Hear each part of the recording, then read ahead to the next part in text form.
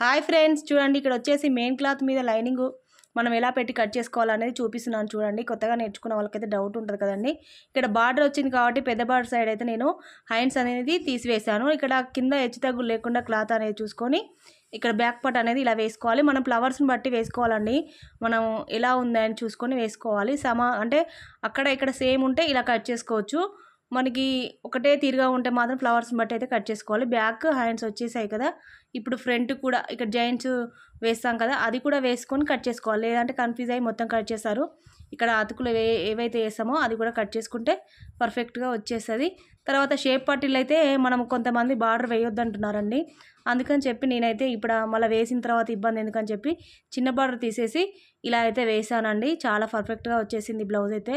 ఎక్కడ మనకి క్లాత్ అనేది వేస్ట్ కాకుండా నీట్గా ఇలా కట్ చేసుకోవచ్చు. అలాగే లైక్ చేయండి, సబ్స్క్రైబ్ చేసుకోండి ఫ్రెండ్స్.